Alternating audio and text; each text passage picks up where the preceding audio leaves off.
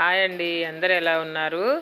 మనం కొబ్బరి దీపం ఎప్పుడు వెలిగించాలి అనేది గురించి చెప్తానండి మీకు. పరమశివుడికి ఎంతో ఇష్టమైనది ప్రీతిపాత్రమైన నారికేళ్ల దీపాన్ని కార్తీక మాసంలో ఏ రోజైనా ప్రదోష కాలంలో అంటే సాయంకాలం ఇంట్లో పూజా మందిరంలో వెలిగించాలని చెప్తారు.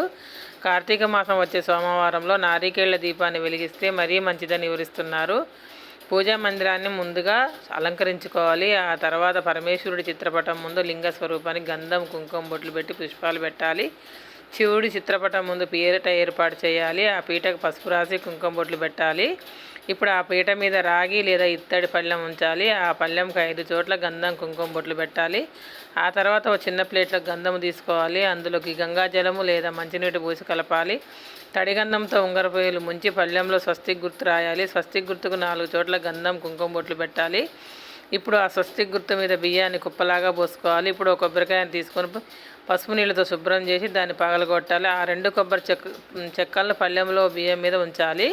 ఇప్పుడు అందులో ఒక కొబ్బరి చిప్పకు 5 చోట్ల గంధము కుంకుమ బొట్లు పెట్టాలి. అనంతరం ఆ కొబ్బరి చిప్పలు ఆవు నెయ్యి లేదా నువ్వుల నూనె పోయాలి. ఆ తర్వాత 2 ఒత్తులు కలిపి ఒక ఒత్తిగా చేయాలి.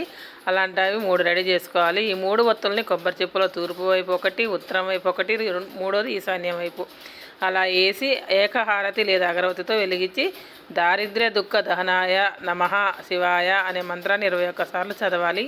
నారికేళ్ల దీపం పక్కన ఉన్న మరో కొబ్బరి చిప్పలో తీపి పదార్థము నైవేద్యంగా సమర్పించి, అంటే ఒక కొబ్బరి చిప్పలో నారికేళ్ల దీపం, మరో కొబ్బరి చిప్పలో నైవేద్యం పెట్టాలి. ఇలా దీపం వెలిగించిన తర్వాత ఆ దీపం చుట్టూ పుష్పాలు అలంకరించి అక్షంతలు చేయాలి. దీపానికి హారతి ఇవ్వాలి.